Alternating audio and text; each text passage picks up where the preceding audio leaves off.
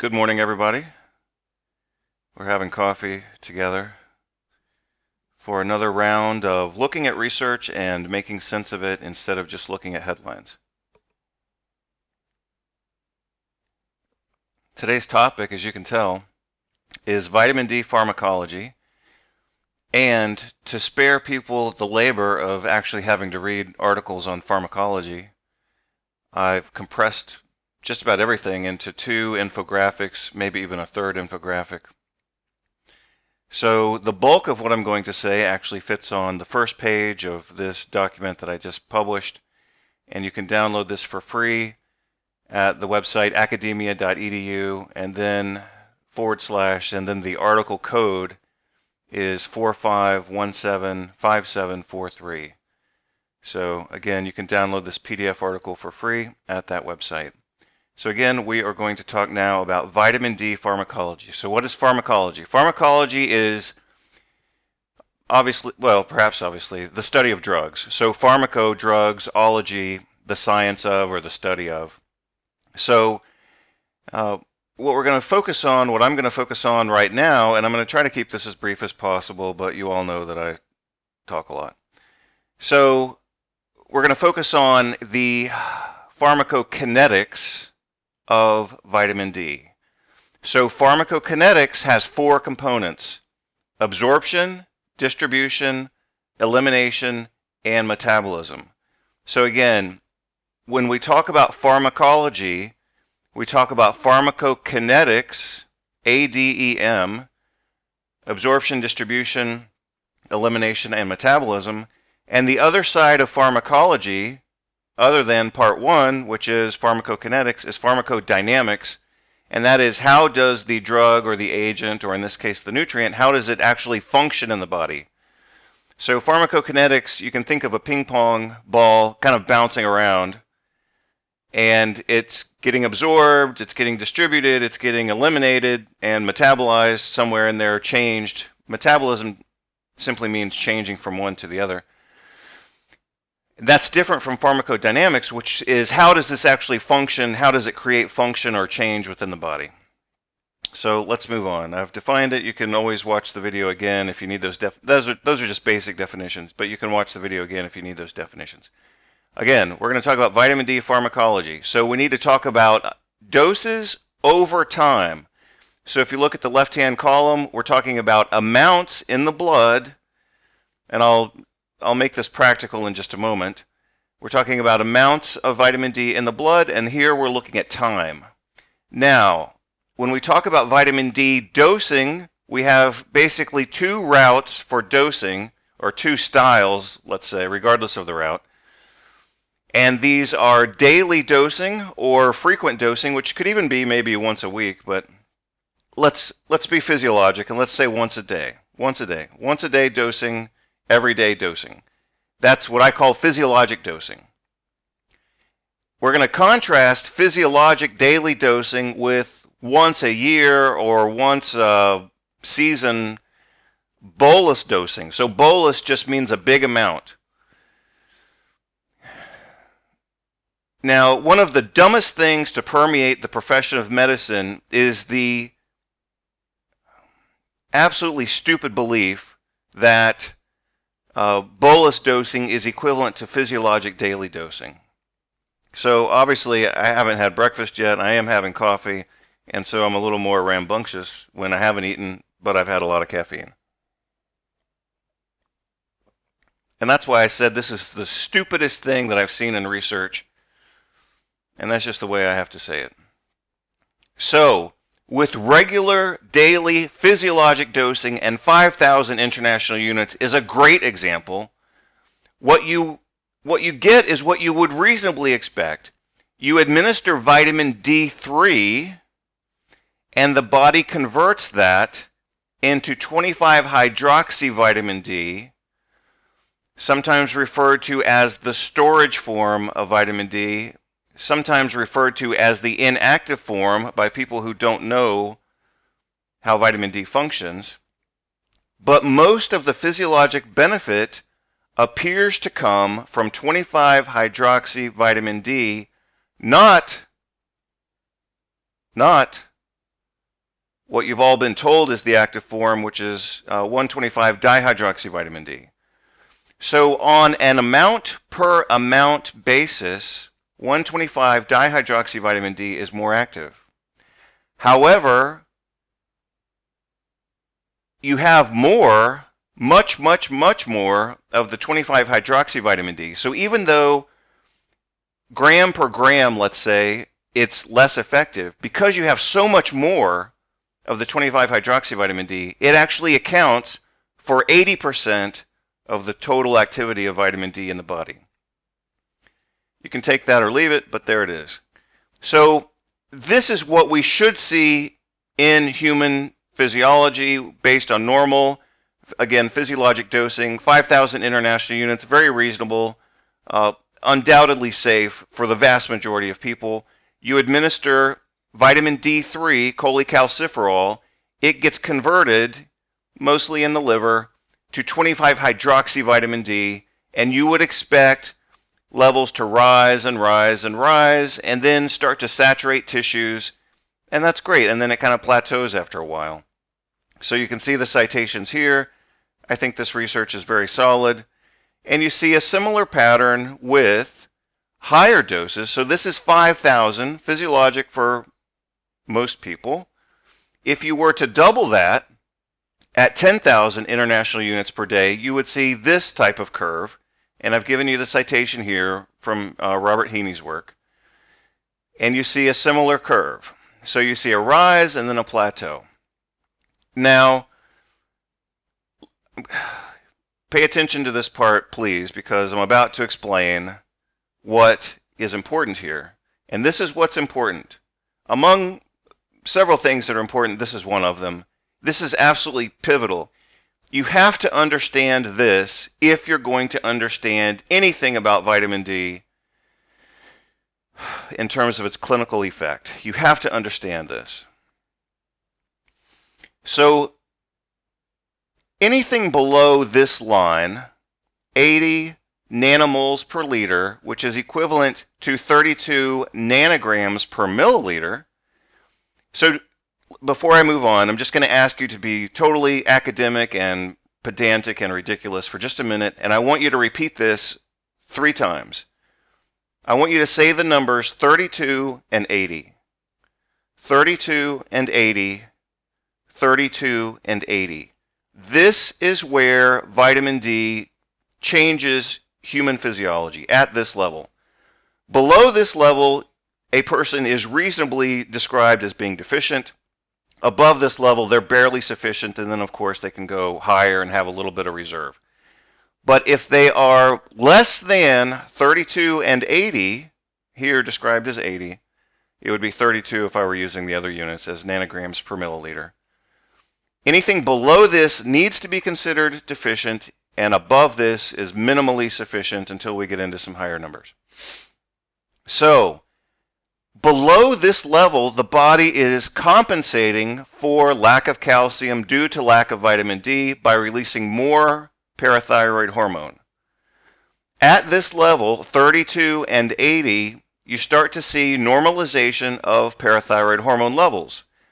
When you see changes or reduction or normalization or minimization of parathyroid hormone levels, that changes the amount of calcium within the cell. We call that intracellular calcium. Intracellular calcium isn't simply waiting around to act like cement for bones. It's acting as what we call a second messenger, and it signals or messages for inflammatory pathways. So this is why when people are vitamin D deficient, they are in a pro-inflammatory state. You have to get their level to at least 32 or 80 in order to get them out of an intracellular pro-inflammatory state. You can download a description of this concept. It's called the calcium paradox, but basically when people are calcium deficient outside the cell, we might say, they become calcium overloaded inside the cell. Again, it's been referred to as the calcium paradox, and you can look at my article, Intracellular Hypercalcinosis, which I published 15 years ago, You can download that from the academia website. Everybody got that? 32 and 80. That's the magic number for changing human physiology from a pro-inflammatory phenotype, from a pro-inflammatory phenotype to a normal or relatively anti-inflammatory phenotype. This is the magic number. Again, I'm talking here about physiologic dosing. We give a little vitamin D, it gets converted. We give vitamin D, it gets converted. We give vitamin D, it gets converted. Things normalize. People don't get toxic at this level. Everybody's happy. We're all good.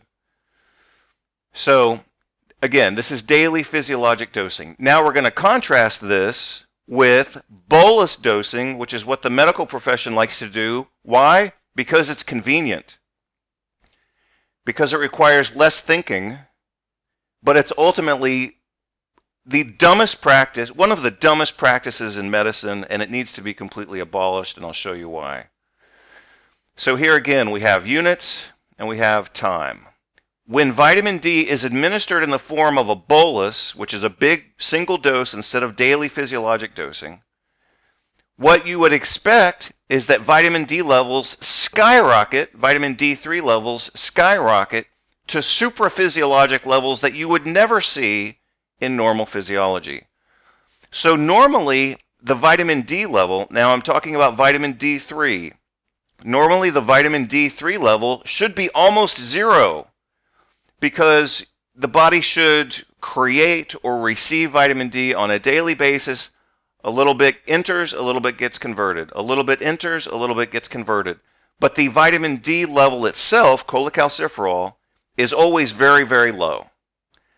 Now, in the medical world, when they administer a huge dose, 100,000 units, this vitamin D level skyrockets over the course of about a week. The range, as you can see here, is 7 to 14 days. Vitamin D levels skyrocket. Is that physiologic? No. Is it normal? No. Is it healthy? No. Why is it done? Solely for the convenience of the medical profession, because they want to think that this makes sense, and it doesn't make any sense. When vitamin D, see, here's the other part of the story. Vitamin D, vitamin D3 by itself has antagonistic effects against 25-hydroxyvitamin D. So when this vitamin D level spikes because of this abnormal, ridiculous bolus dosing, this is actually inhibiting vitamin D function. And you can see the citations here. You're, of course, welcome to look them up. That's why I put the citations there. So this spike in the native vitamin D level or form does nothing, but it actually causes harm. So this is of no benefit. The body basically can't use this, and while it's elevated, it's actually inhibiting and blocking and causing all kinds of mayhem in the background. Okay, so this is the blood level. After bolus dosing, the blood level peaks, and then it gets distributed into the tissues for 2 to 3 months. So this is what's happening in the background. Nobody's measuring this, but this is what's, well, except for the research that I'm citing. But doctors usually don't measure this. Again, I'm talking about vitamin D3. I'm not talking about 25-hydroxyvitamin D. So the level spikes, you get inhibition of normal vitamin D function acutely, and then you continue to get inhibition of normal vitamin D function for this duration, as you can see, kind of conceptually illustrated here. So this is liquid amount, this is amount in the tissue, so the amount isn't exactly the same, but the point is you get a spike in the blood, it gets distributed to the tissues, mostly muscle and fat, and then it stays in the tissues while it's getting metabolized to 25-hydroxyvitamin D, which is the most biologically, maybe we shouldn't say biologically active, because gram per gram, it's not the most biologically active, but it's the most biologically effective. 80% of vitamin D biological activity comes from 25-hydroxyvitamin D, not 1,25-dihydroxyvitamin D. So in the medical world, what they do is they spike this, which is harmful, and that leads to a spike in the background that they don't measure, and this lasts for 2 to 3 months, and that's why we see negative effects, negative consequences from the administration of bolus doses that we don't see with the administration of normal physiologic doses that I showed you on the previous slide.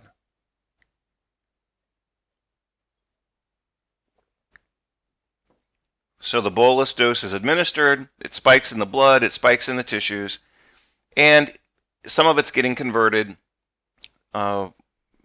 slowly but surely into 25-hydroxyvitamin D. The problem is, if you want a little more detail, here's a little more detail. When this is spiked here and this is spiked here, the regulatory mechanisms are overwhelmed. That leads to a pathologic, uncontrolled increase in 1,25-dihydroxyvitamin D. That leads to the elaboration of catabolic enzymes that actually destroy vitamin D. So that's what's going on here in the background. So following the administration of bolus doses on approximately day number 7, this is important because I'm about to show you how to apply this. On approximately day number 7, after the administration of a bolus dose of vitamin D3, 25-hydroxyvitamin D levels peak. Well, what does peak mean? Peak means that's as high as it's going to get, and then it decreases. So you get a short-term elevation followed by a slower decline. If you were to measure 25-hydroxyvitamin D levels at this point, you would say, wow, I've cured the patient of vitamin D deficiency. But that benefit only lasts a few weeks because, look, it goes up and then it declines. Why does it go up and decline? Well, the reason it's declining is because of what I just said. This abnormal spike overrides normal control mechanisms because this is completely non-physiologic. It's non-physiologic at 100,000 units. Imagine it at 200,000 units or at 500,000 units. I mean, this is just outrageous. But because you have now stimulated the catabolic enzymes that destroy vitamin D, now you see this decline, and this is part of the reason that you see this decline in vitamin D levels. So if you just measure here, you could think, wow, this worked great. It didn't work great because now you're destroying the vitamin D that you've just administered. Think about it. Read what I said here. Look at the citations if you want, but that's the main point. Bolus dosing is not anywhere near the same as physiologic dosing. So now, let's look at this study that I critiqued last week. The fact that Journal of the American Medical Association and the American Medical Association, the fact that they would publish this shows you the level of just utter incompetence on this topic. Effective, a single high dose of vitamin D3 in patients with COVID, right? Unquestionably the biggest topic of our times, if not our lifetimes. So they gave one big dose of vitamin D3 at 200,000 units, I believe. Yeah, it says right there, 200,000 units. So what's going to happen? Remember, this study was just published this year in 2021. It was actually a preprint last year in 2020. But look at the science that I'm citing here. Look at the science that I'm citing here. 2008, 2003, 2011, another one from 2015. So they've known for at least 5 years, maybe 17 years, they've known that bolus dosing doesn't work. So why did they give bolus dosing here? 200,000 international units on one occasion after they waited 11 days. So they waited, after these patients were sick, they waited for 11 days to give them vitamin D. And then they gave them a bolus dose in a form that's not immediately usable. The vitamin D group was significantly sicker. And then here's what they did. They measured 25-hydroxyvitamin D levels on day number 7, which is hospital discharge. So they said, look, we cured these people of a vitamin D deficiency, but it didn't work. This is exactly what they said. The observation time from the administration of vitamin D to the measurement of vitamin D was 7 days. So what did they actually measure? This is what they measured. The patients were low in vitamin D for this duration of time. Levels peaked at this point and then declined, but in the background, their vitamin D metabolism was pure chaos. But because they didn't even consider this and they didn't measure it, they said, we gave vitamin D, it peaked, therefore we cured these patients of deficiency, but they were deficient the entire time they were in the hospital, right? So on day 1, day 2, day 3, these patients are still deficient in vitamin D. They were only sufficient in 25-hydroxyvitamin D for the last 3 or 4 days of the study, which lasted about 2 or 3 weeks. They only had 2 or 3 days of vitamin D sufficiency, but it was a false sufficiency. It was a pseudo-sufficiency because you're looking at 25-hydroxyvitamin D here while it's being overwhelmed by abnormal vitamin D metabolism that they didn't measure because they didn't even look at it. So that's why, at least in part, that's why this study is such a complete failure. I'm not criticizing its results per se as much as I am the entire design. This is a study, as we would say, that is designed to fail. They had virtually no chance of this working effectively. Well, first of all, they waited 11 days because they added another day. See, this is time from onset to time to enrollment. Once they were enrolled, they still had to wait to receive treatment, which I believe was another day and a half. So from symptom onset, like these people saying to themselves, hey, I feel sick, to the time that they received vitamin D was approximately 12 days. That's almost 2 weeks. And then, based on the pharmacology, they didn't even have a chance of receiving benefit for another week after that. So we go from 12 days to another week. That's 19 days until their 25-hydroxy levels were normalized, but they weren't normalized in a pure manner. They were normalized kind of superficially while this was happening in the background, and the researchers, and I'm using that term very loosely here, these researchers didn't even measure it. They didn't even talk about it. They didn't even consider it. So this is a failure, absolute failure of any conscientiousness about what they're doing. They completely neglected the basic pharmacology of vitamin D that has been known for at least 5 years, if not 17 years. So if you want to understand why this study was so stupid, I just explained why it's so stupid. All of these people, virtually all of them, at the master's level, at the PhD level, at the medical doctor level, plus the editors at the journal, they all failed to design and publish a competent study. And it's right here. I mean, this is not something that we can say, oh, well, it's just your opinion. It's not my opinion. You're looking at the pharmacology of it. This is what's happening. And this is why it didn't work. This isn't normal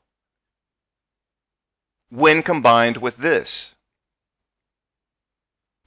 If we simply had this curve, we would say great. But all kind of chaos is breaking out in the background. And if you want to look at the best review on that topic, look at this chapter 57 from Vythe, The Pharmacology of Vitamin D, published in 2011 in a textbook titled Vitamin D 3rd edition. So why didn't the researchers and editors of JAMA, why didn't they look at that information? If they're going to publish an article on something, shouldn't they at least look at the background data? Of course they should. That's basic journalistic and scientific competence. You have to look at the data of that surrounds and defines the topic that's being studied before you initiate a study like this this is going to affect and adversely affect healthcare for millions, hundreds of millions of patients. Hundreds of millions of patients are going to receive altered healthcare as a result of this study, which is completely ignorant. Thank you very much for your attention. I'm on my last drops of coffee. Obviously, time for breakfast. Thank you much.